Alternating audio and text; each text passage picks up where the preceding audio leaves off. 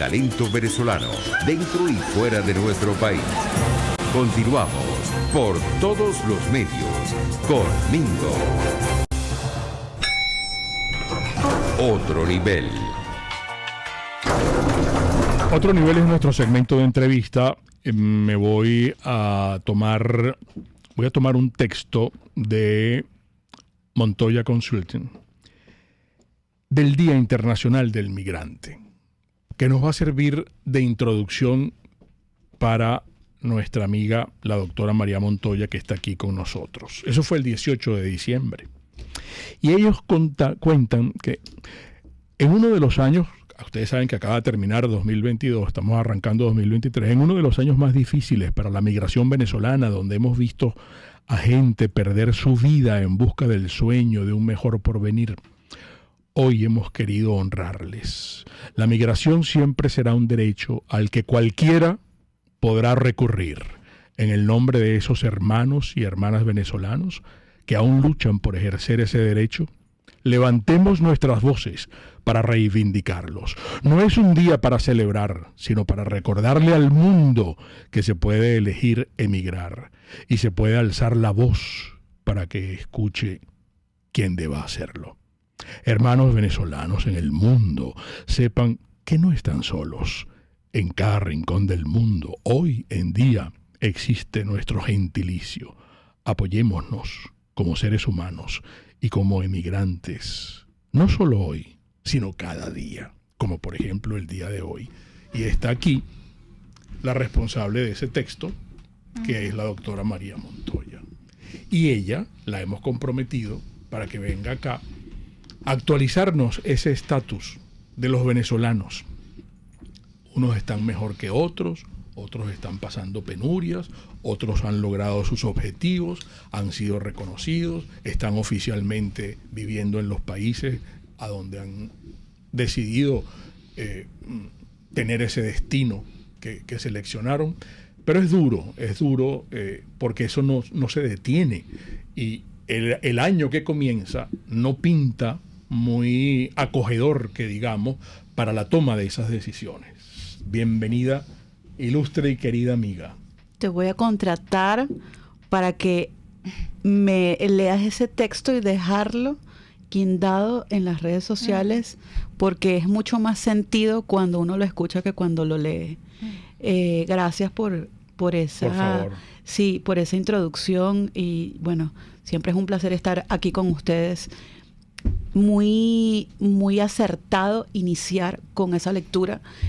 Para quienes apenas se están conectando, pueden verlo en el Instagram de Montoya Consulting. Sí. Es la publicación acerca del Día Internacional del Migrante, que fue el 18 de diciembre. El panorama para los venezolanos pareciera, los venezolanos migrantes quiero decir, porque los que estamos acá, esa es otra historia. Pareciera que cada día se complica más. Pero no deja de existir la migración, sí, y no dejan de irse, que es lo que capaz más sorprende, porque muchos dirán, bueno, pero es que nos han cerrado las puertas en todas partes, ¿para qué te vas a ir? Bueno, ya quédate y mira a ver qué resuelvas aquí en Venezuela, en donde estés. El gran problema de esto es que no logran resolver porque no hay nuevos empleos.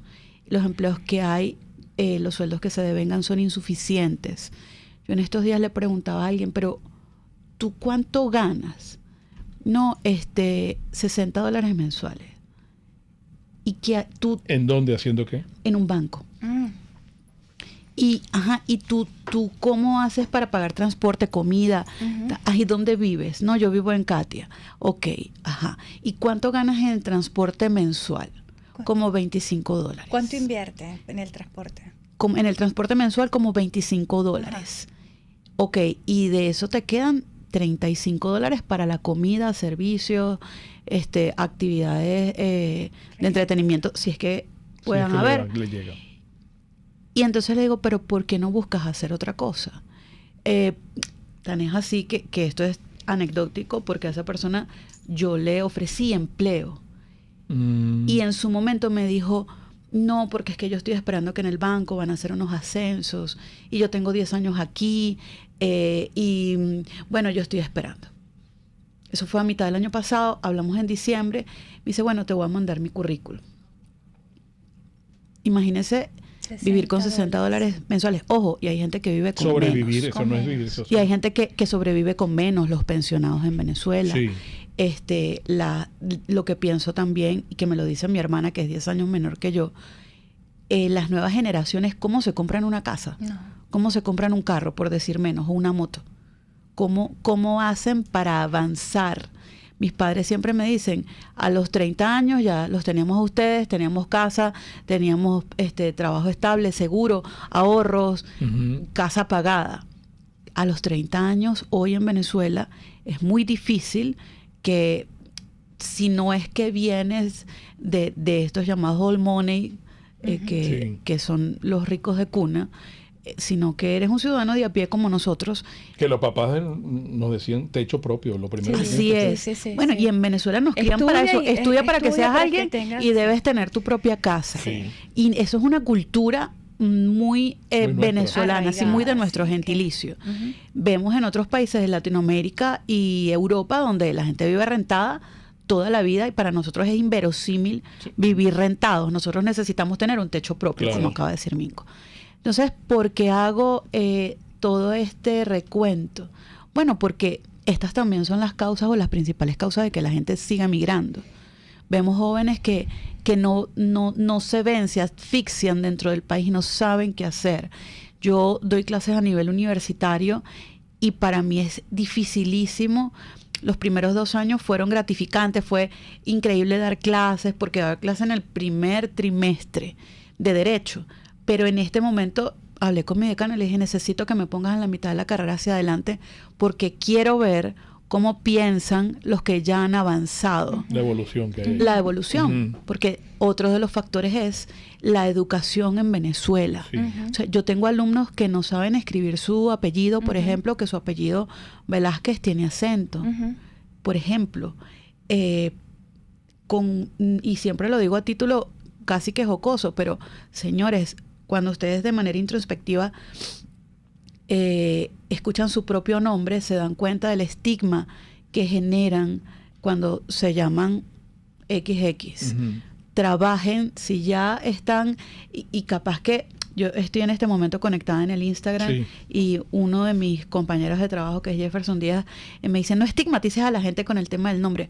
Pero es así, sobre todo en un país como este, donde hay una burbuja económica que apenas alcanza el 15%.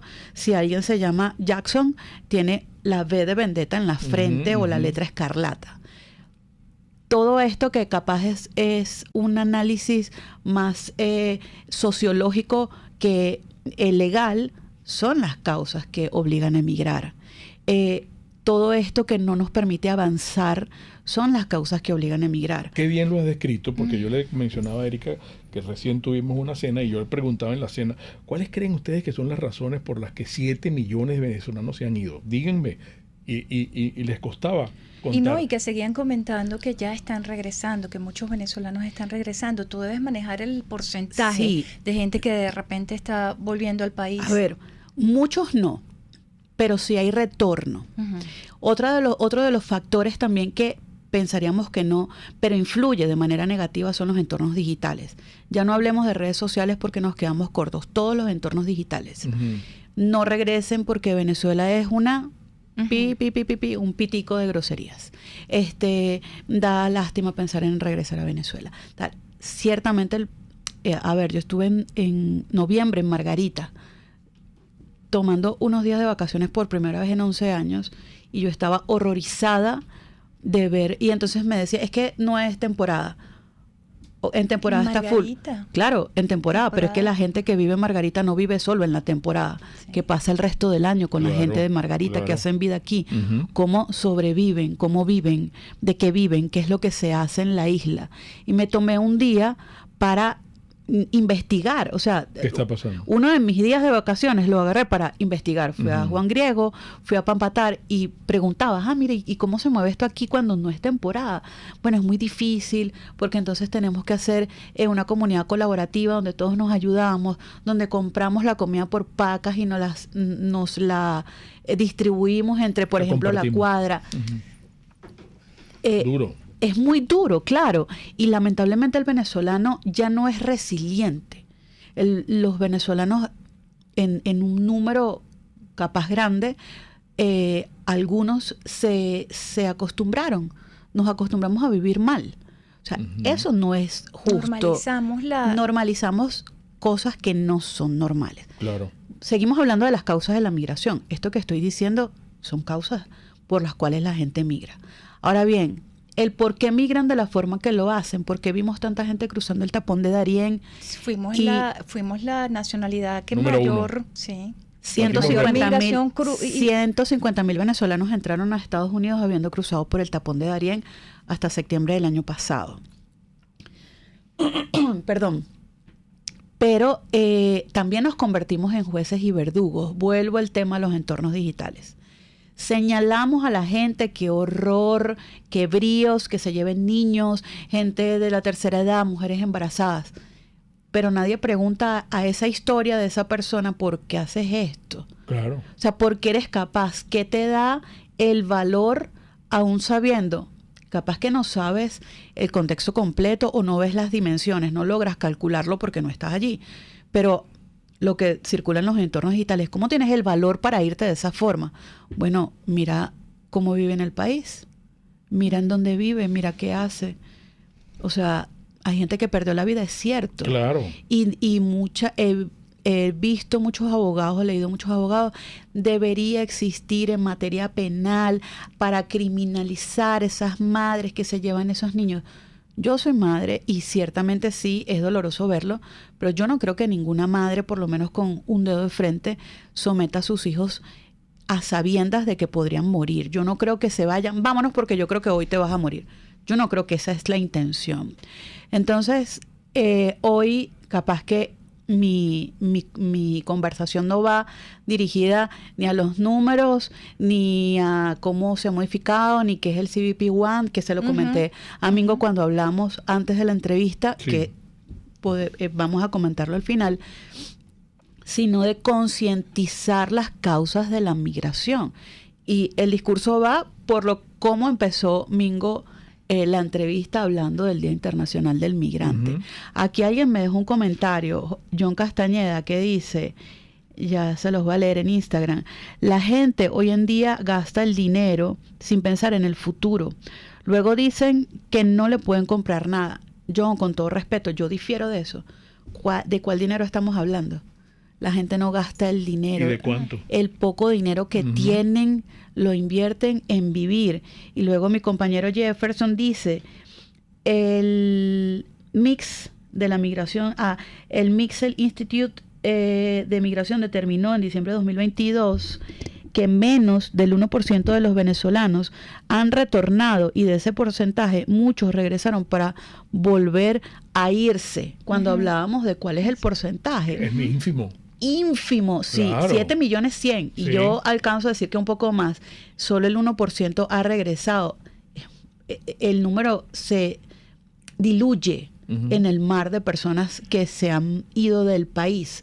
¿Por qué? Bueno, por lo que acabamos de comentar. O sea, aquellas personas que señalan y acusan, tú te fuiste y no sé qué, y te fuiste de esta forma. ¿Por qué no vamos un poco más allá y preguntamos por qué te fuiste? ¿Qué estás haciendo acá? O, porque en vez de la crítica, ¿por qué no? Pero te vas a ir, ¿estás seguro? ¿En qué te puedo ayudar?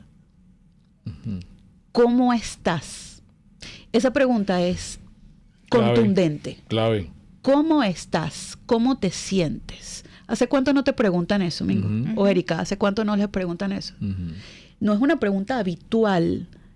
Dicen mucho que quien pregunta eso lo pregunta desde el afecto. Yo diría que más allá del afecto, seamos empáticos, o sea, ¿cómo estás para irte de esta forma? Sí. Estos son los factores de la migración. Preguntárselo a uno mismo. ¿Cómo estoy? ¿Cómo estoy en Venezuela para irme? Hacer ese análisis es... Sí, una introspección. Yo, a ver, ahora en diciembre, pero ¿por qué no te has ido? ¿Por qué no has sacado la visa de talento? Tienes, o sea, un portafolio enorme como para hacerlo. ¿Para qué? Para irme a otro país a no trabajar en lo que estudié. O sea, estudié 2 carreras, 3 especializaciones, una maestría y un doctorado. ¿Qué voy a hacer yo con eso en otro país? Bueno, convalidas el título. No se puede hacer porque el título de Derecho de Venezuela solo sirve en Venezuela. Solo sirve en Venezuela. ¿Qué voy a hacer en otro país? Es que le tienes miedo al trabajo. No, yo no le tengo miedo al trabajo. En pandemia, cuando estábamos graves, varias personas, yo soy medio neurótica con el orden. Yo te pago y vienes y me ordenas el closet, vamos. Yo te pago y me ordenas la cocina, vamos. Yo te pago y me ordenas el garaje, vamos. Yo no le tengo miedo al trabajo. Quizás le tengo miedo a la incertidumbre. Y la incertidumbre viene de estar en un sitio donde sé quién soy y cómo voy a poder avanzar, en el caso de que lo logre hacer, e irme a otro sitio y no saber, no tanto por mí, sino por mi hijo. Bien, claro. Vendrán los opinadores de oficio, pero por tu hijo tienes que irte.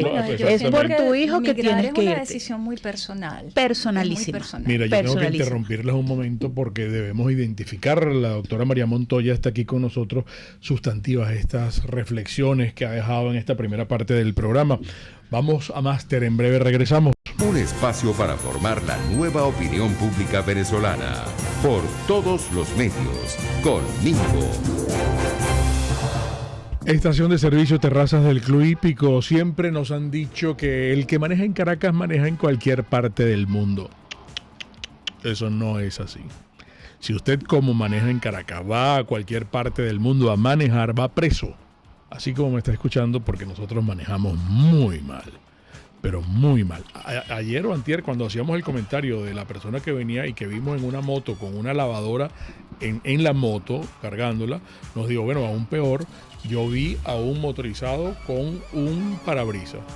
Con un parabrisas completo. ¿Ah? ¿Qué me está diciendo Julio? ¿Sí? Un televisor. Sí, es verdad. Bueno, eso es una gran irresponsabilidad. Y sobre todo que no haya autoridad. Que no haya autoridad para hacer cumplir las leyes, porque las leyes existen, y poner orden. ¿Por qué nos comemos el semáforo? Usted se come el semáforo y puede atropellar a alguien y puede desgraciarle la vida a alguien y la suya también.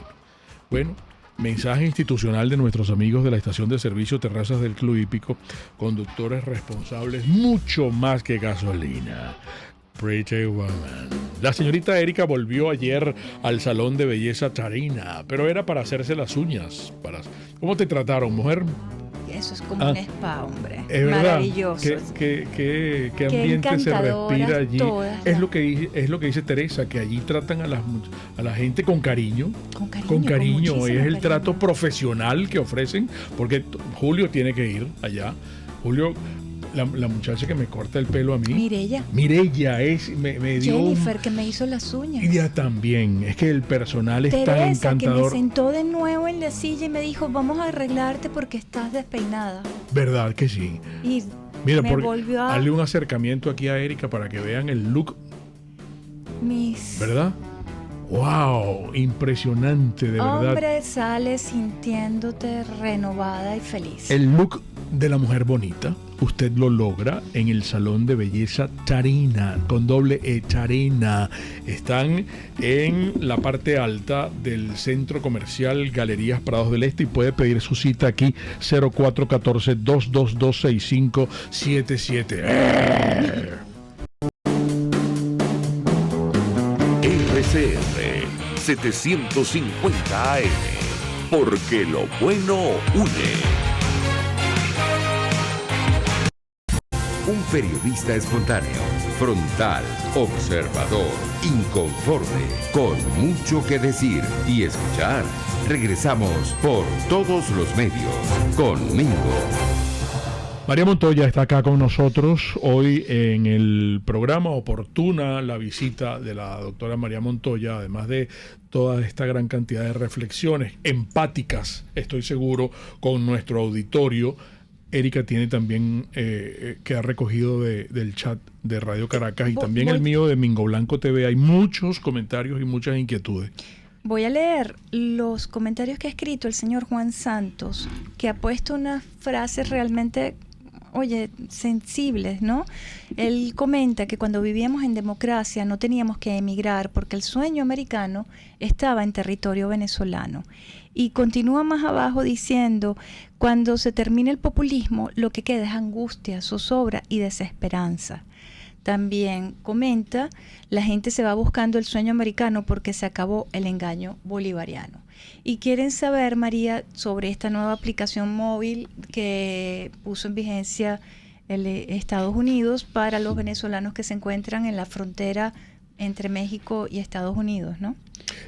Solamente un breve comentario. Siento que por la introducción que tuvimos en el programa, que me robé este texto de María, y lo compartí con ustedes, y las reflexiones que ha ofrecido la doctora Montoya, María Montoya, la gente está conmovida en estos momentos, lo percibo así, de nuestro auditorio que nos siguen por los distintos chats, venezolanos fuera del país que están sintonizados con nosotros y los que están localmente aquí. Fíjate, porque incluso comentan que no nos olvidemos que los jubilados cobran $7 mensuales y que probablemente esos $7 mensuales que les van a depositar mañana ya no sean 7. Ya con esta devaluación que estamos percibiendo y viendo del bolívar todos los días, pues ya mañana no van a ser 7 bolívares. Paréntesis. $7, perdón. Ponerle gasolina a mi carro que le puse antes de venir para acá, 40 litros de gasolina fueron $20. $20. Sí. Y te dura una semana la gasolina. ¿Y cuánto le duran los $7 a un pensionado? Por ejemplo. No le duran. Es Fíjate que no le duran. que es que lo aquí, dijo la diputada suplente del PSV, lo dijo en su... $7 que cuesta un café. Sí, claro.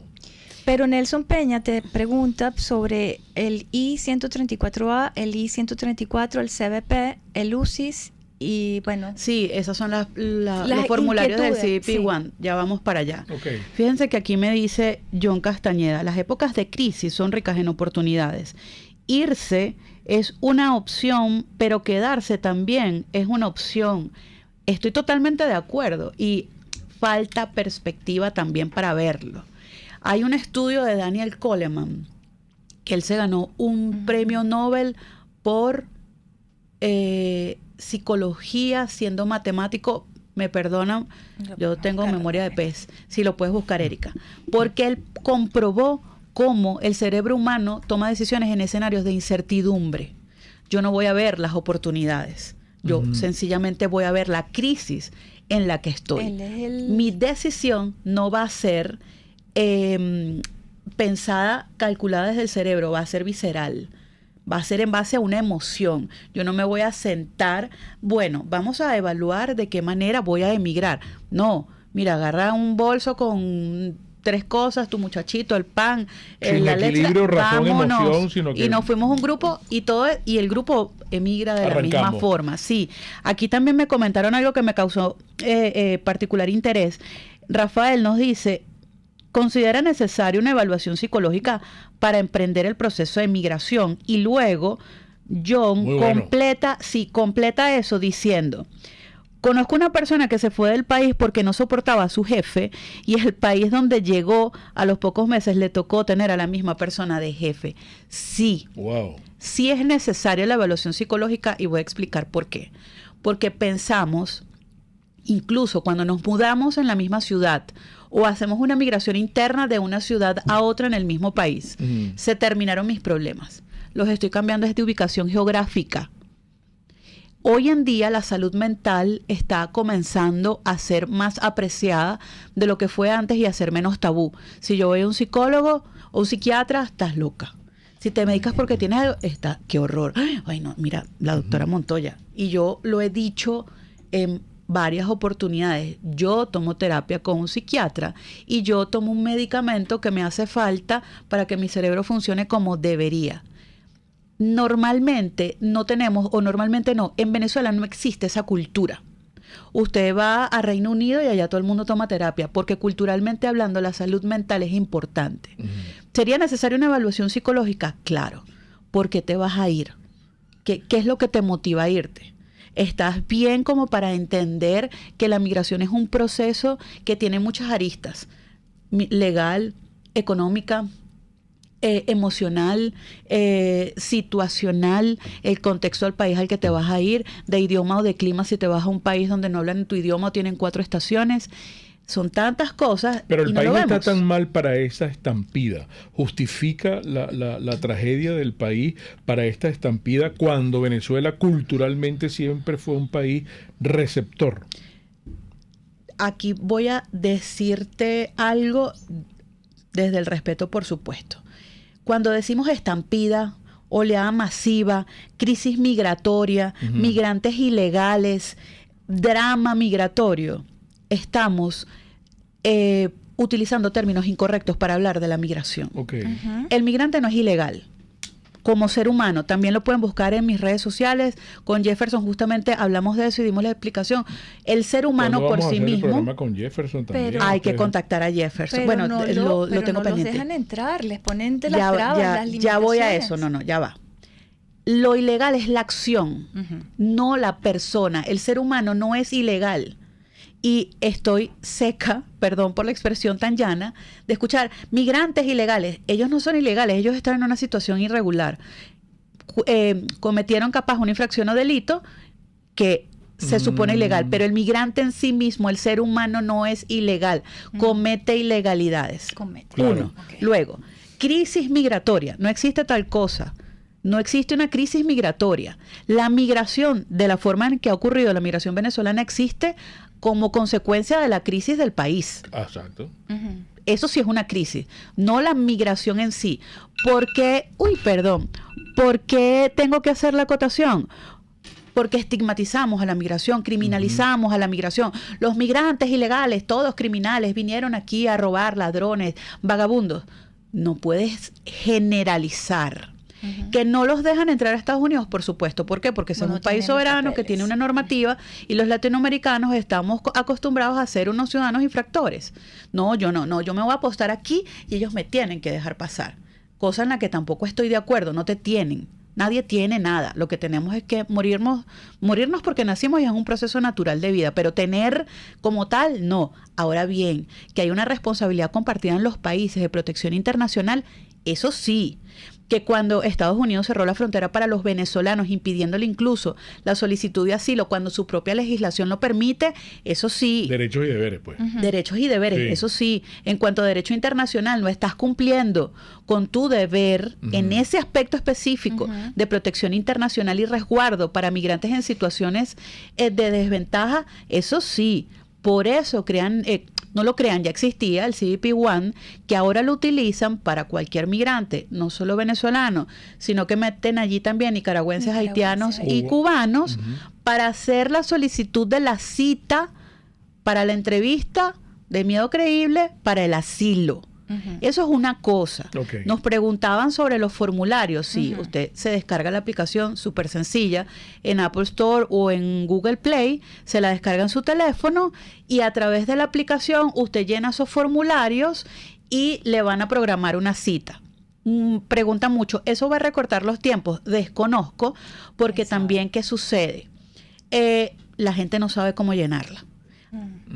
De cada crisis lo decía John en el Instagram, de cada crisis hay una oportunidad. Vienen los oportunistas que también hablaban conmigo en sus redes. El negocio. Sí. Yo te lo hago, pero eso te cuesta, no sé, Tantos dólares. tanto. Sí. Llenar las aplicaciones no tiene aranceles, no tiene costo. Aplicar no tiene costo, pero los oportunistas van a generar de eso un costo. Lo enlazo nuevamente con el tema del tiempo. ¿Cuántas personas lo llenarán? Lo llenan mal, se los devuelven. Entonces vuelven y lo mandan. Saldrán muchas personas que lo metí hace 6 meses la solicitud y no me han contestado. ¿Aplicó bien, correctamente? ¿El formulario está llenado de forma correcta? No lo sabemos.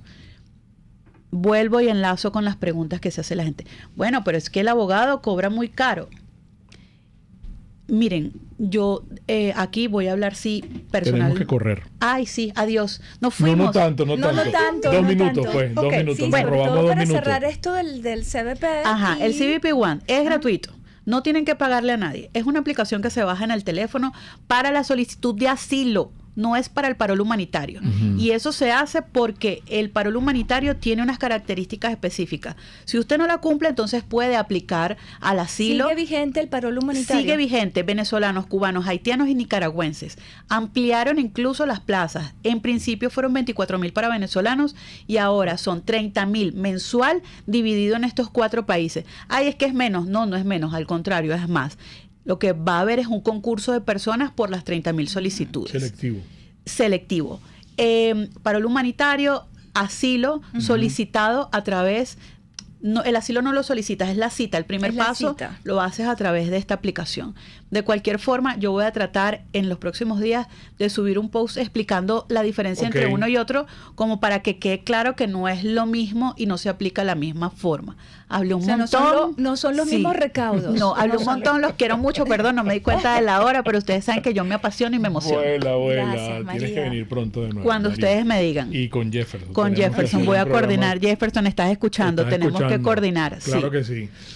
Gracias, María Montoya, amigos. Las interpretaciones finales de todo lo conversado hoy acá, como siempre, de ustedes. Y recuerden, el comunismo te quiebra las rodillas para que tengas que darle las gracias por las muletas. Hasta mañana. RCR presentó Por Todos los Medios con Mingo. Mis amigos.